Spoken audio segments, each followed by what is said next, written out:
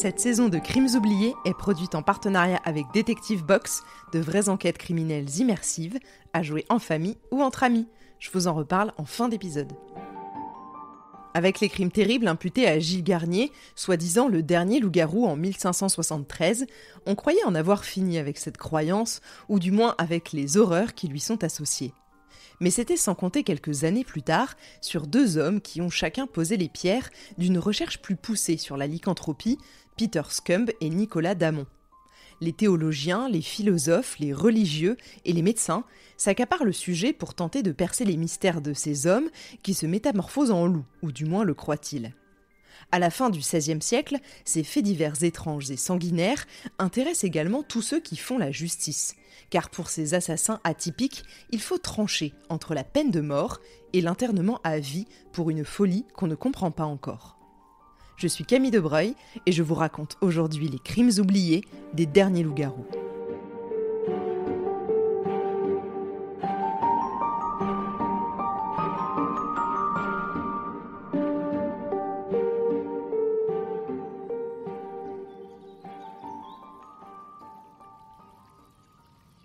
En 1584, près de Saint-Claude dans le Jura, une jeune fille, Pérénette Gandillon, est accusée de lycanthropie alors qu'elle a attaqué un jeune garçon et sa sœur dans la forêt.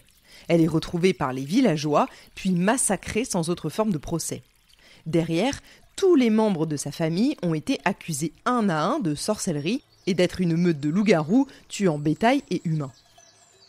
Ils ont tous confessé avoir la possibilité de se changer en loup, devoir se rouler dans la rosée du matin pour retrouver forme humaine, ou encore avoir fait tomber de la grêle avec leur seule volonté. Incarcérés, ils ont tous affirmé aussi ne pas pouvoir se transformer en loup car ils n'avaient pas les onguents nécessaires sur eux. Ils furent tous pendus et brûlés en 1598. Quelques années après l'attaque de Pérénette Gandillon et à peine 15 ans après les meurtres de Gilles Garnier dans la vallée des Anges près de Dole dans le Jura, un autre homme se fait connaître pour des faits semblables. Il s'agit d'un fermier de 50 ans, Peter Scumb. Vu l'ancienneté des faits, je dois vous dire qu'il n'y a aucune retranscription d'interrogatoire le concernant, ni aucun dossier judiciaire qui aurait pu être produit pendant le procès et qui nous sont parvenus. Malgré tout, on a quelques bribes de son histoire qui, je trouve, est intéressante. Ces bribes, on les retrouve dans quelques prospectus de l'époque, notamment un pamphlet anglais qui a été publié en 1590, un an après les faits. C'est un texte de 16 pages qui est la traduction allemande de l'histoire de Peter Scumb. Ce que je vais vous raconter, ce qu'on sait de cette histoire, provient en grande partie de ces témoignages, même s'ils sont pour la plupart très contradictoires. D'ailleurs, on l'appelle Scumb, mais à l'origine, son nom devait être plus proche de Stumpf, qui veut dire moignon en allemand. Vous allez comprendre pourquoi c'est important.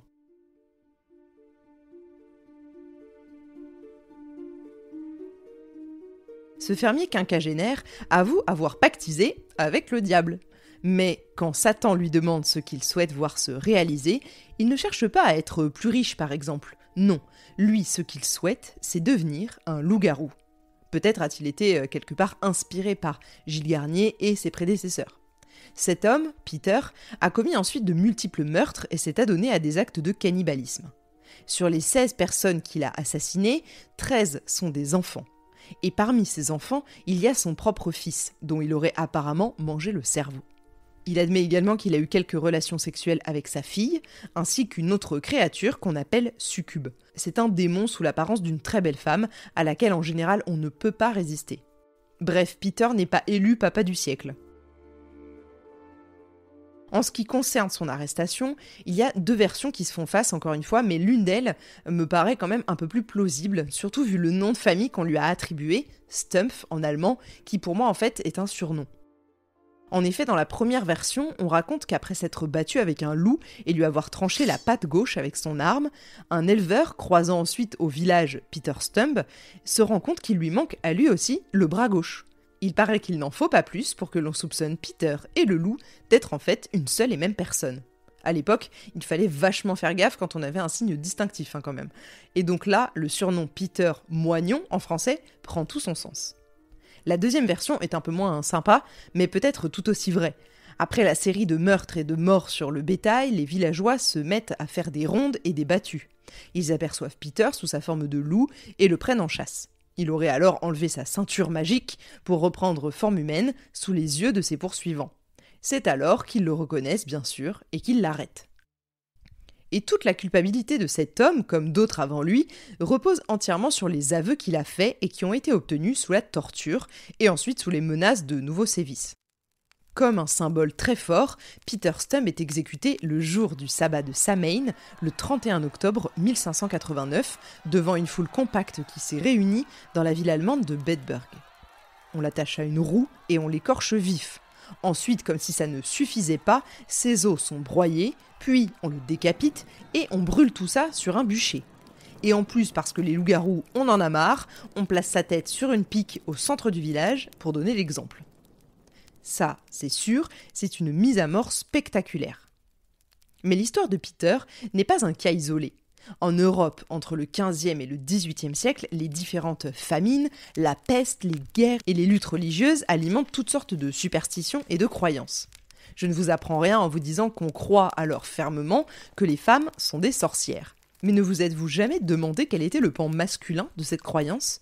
Eh bien, d'après certains chercheurs, les loups-garous seraient alors l'équivalent masculin des femmes sorcières. Je cite « On considérait que les loups étaient forts, violents et agressifs, des traits que l'on associe généralement aux hommes. » C'est ce qu'explique Brian Levac, un professeur d'histoire de l'Université du Texas à Austin. Évidemment, comme je l'ai déjà évoqué cette saison, il y a eu quand même beaucoup moins d'exécutions de loups-garous que de sorcières, mais je pense que ça ne vous surprend pas. Peut-être que vous vous dites « mais ça n'a pas de sens, le pan masculin de la sorcière c'est le sorcier », et vous avez aussi raison, car les loups-garous, pour la plupart, sont considérés à l'époque comme des sorciers. Brian Levac, toujours lui, attire l'attention sur le fait que les loups-garous avaient tous recours à un instrument pour se transformer, une caractéristique de la sorcellerie masculine. Rappelez-vous la peau de loup de Gilles Garnier, ou la ceinture magique de Peter Stump, ou même tous les onguents dont il est question dans chaque histoire. Brian Levac explique « Ils se servaient tous d'un instrument ou d'un autre dans leur pratique de la magie, comme Stump avec sa ceinture magique. Tandis que les formes les plus prosaïques de la magie de village, censément pratiquée par des sorcières, consistaient principalement en des sorts, des malédictions ou diverses concoctions. » Pour finir sur le cas de Peter Stump, je dois vous dire que certains historiens contemporains se demandent s'il n'a pas simplement été un bouc émissaire. Alors, ne vous méprenez pas, il est très probable que Peter ait été un meurtrier. Pour certains chercheurs, et je pense qu'ici ça recoupe l'histoire de Gilles Garnier que je vous ai racontée dans le 2e épisode, la légende des loups-garous a été inventée pour expliquer l'existence des tueurs en série, à une époque où on n'avait pas d'autre explication. Et même si Peter ne l'était pas, même s'il n'avait pas commis tous ces crimes, c'est très possible qu'on lui ait attribué aussi toutes les attaques de véritables loups qui soient survenues dans la région à ce moment-là. Et je vous rappelle qu'on est encore une fois dans le Jura et en Allemagne, là où à l'époque il y a une très grande concentration de loups. D'autres se demandent si les crimes qui l'ont été imputés ne coïncideraient pas avec les cadavres laissés par la guerre de Cologne entre 1583 et 1588 qui opposaient les protestants et les catholiques. Des mercenaires parcouraient alors la région en laissant derrière eux un paquet de corps abîmés. C'est quand même possible qu'à l'époque des crimes comme ça, qui sont non résolus et ne le seront jamais, aient pu donner naissance à des légendes comme celle d'un loup-garou qui rôde dans le coin. Mais bon, au niveau des dates en ce qui concerne Peter particulièrement, je suis pas sûre que ça coïncide vraiment. Je sais pas trop ce que vous en pensez. Dans tous les cas, aujourd'hui, tout est bon pour rationaliser ce qu'on n'a jamais su expliquer.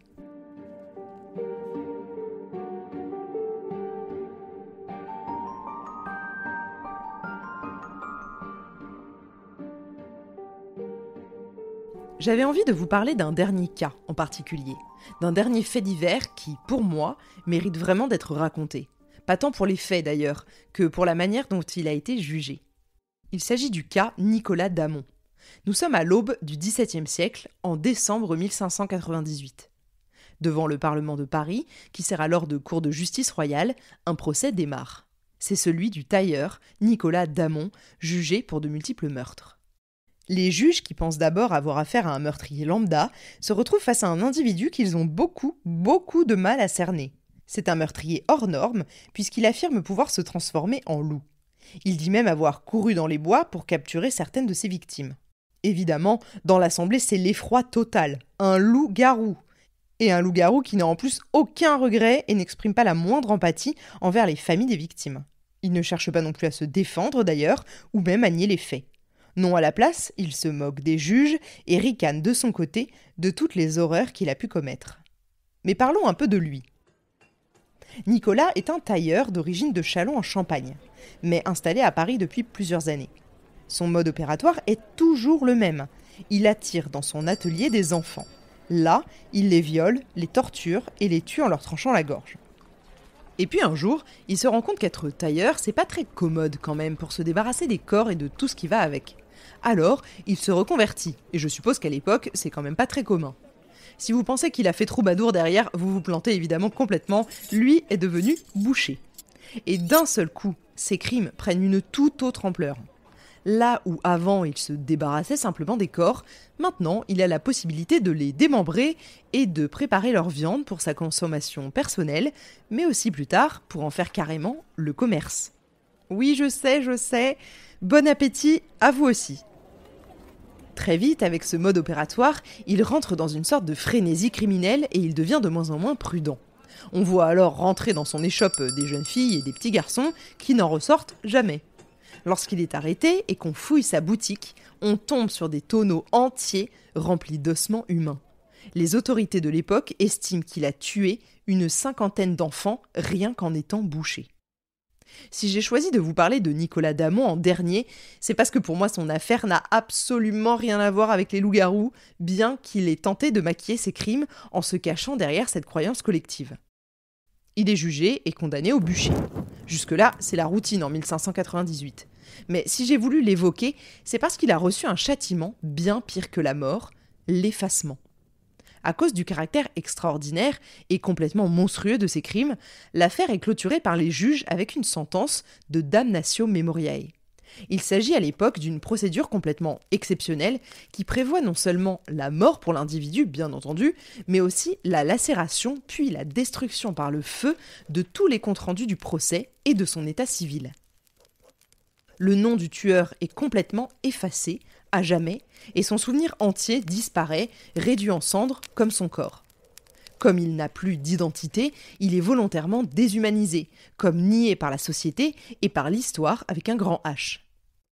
Bon, un petit mot sur cette procédure tout de même, si je vous en parle, c'est que je suis au courant de l'existence de Nicolas Damon, et donc il y a eu quand même quelques petites traces qui sont restées quelque part. Mais cette procédure a presque toujours existé, puisqu'elle était déjà utilisée dans la Rome antique, notamment pour Néron et même pour Caligula. Et pourtant, vous les connaissez aussi, mais je trouve que tout ça est quand même très symbolique. Je pense que vous vous en rendez compte, mais Nicolas Damon n'était pas du tout un loup-garou, comme on a pu le voir dans les affaires précédentes, juste un tueur en série et un criminel sexuel pédophile par la même occasion. Et cannibale par-dessus le marché, comme ont pu l'être beaucoup avant lui et après lui. Mis à part son propre témoignage qui rapporte sa transformation en loup, il n'y a aucune preuve qu'elle ait été réelle. Vous avez pu le constater au fur et à mesure des faits divers que je vous ai racontés cette saison, la manière dont on a perçu la lycanthropie au fur et à mesure du temps a beaucoup changé. Un médecin hollandais du nom de Jean de Wayer, dont je vous ai un tout petit peu parlé au début, a établi à la fin du XVIe siècle que la lycanthropie pouvait être une maladie clinique. Il parle notamment chez ses patients de crises d'hallucination et lui réfute complètement l'existence de créatures mi-loup, mi-homme ou même de phénomènes surnaturels qui entourent ces histoires. Peu à peu, les lycanthropes ne sont plus exécutés, comme ça a été le cas pour tous ceux que je vous ai présentés, mais ils voient leur peine commuée en internement à l'asile. Et ça change tout.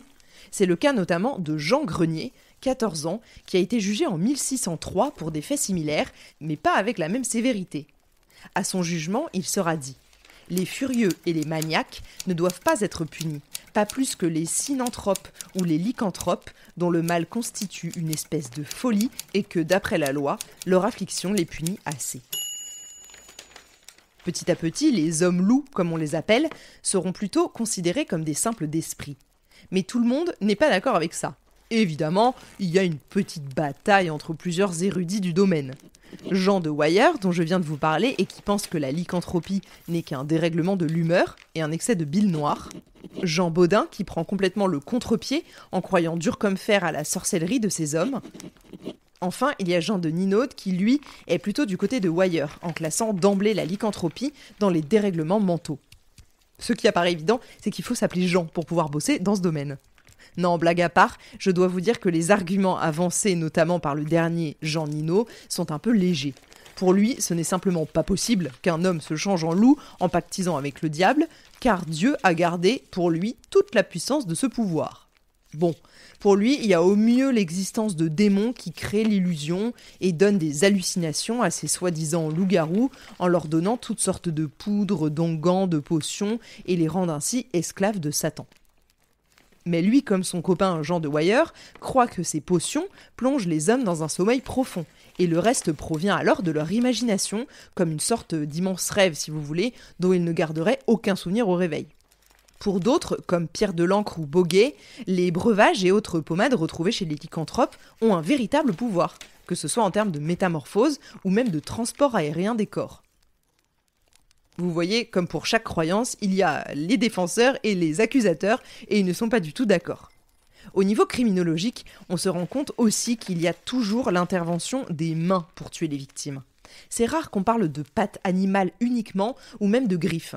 Il y a même parfois mention d'un objet tranchant, comme le couteau utilisé par Pierre Burgot sur une chèvre en 1521. Souvent, les corps sont abîmés du côté gauche, mais pas le droit. Les accusés interrogés diront que c'est parce que le côté droit est le côté de la main qui réalise le signe de croix. Mais l'examen des corps est rendu difficile, voire impossible, par l'absence le plus souvent, des corps eux-mêmes.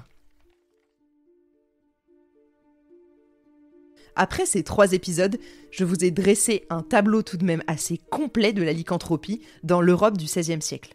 Mais je suppose que directement, il y a une histoire qui vous vient en tête et que je me dois d'évoquer un minimum, c'est celle bien sûr de la bête du Gévaudan. Je vous en dis un mot rapide ici, car je suis presque certaine que cette histoire incroyable fera l'objet d'une saison inédite à elle toute seule. En 1764, dans nos contrées françaises, une bête mutile la jeune Jeanne Boulet, 14 ans, près du village de Saint-Étienne-de-Lugarès en Ardèche. Plus d'une centaine de victimes trouvent la mort dans la région au milieu des années 1760. Leurs cadavres ont le cou et la tête arrachés et dévorés. Les rumeurs disent qu'un monstre sournois qui marche debout et résiste à toutes les balles de fusil rôde dans la région. Des milliers de volontaires partent à la recherche de la bête, mais elle ne fut jamais retrouvée et les attaques prirent fin d'elles-mêmes en 1765.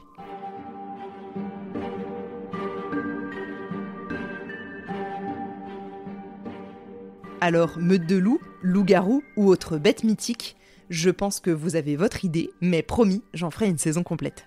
En tout cas, l'idée qu'il puisse exister des loups-garous provient aussi sans doute de personnes souffrant parfois de maladies mal comprises et redoutées à des époques où on ne les connaît pas.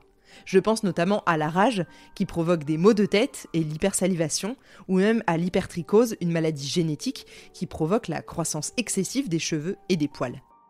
J'espère que cette saison, à la limite de l'étrange, vous a plu et vous a plongé tout entier dans une des légendes les plus ancrées de nos territoires européens. J'ai adoré vous emmener un peu plus loin que les faits divers entre les lignes d'une histoire qu'on ne raconte pas dans les livres. Merci à tous pour votre écoute et votre fidélité, ainsi que pour tous vos commentaires au quotidien, je les lis tous. Je vous donne rendez-vous la semaine prochaine pour déterrer et découvrir ensemble un nouveau crime oublié.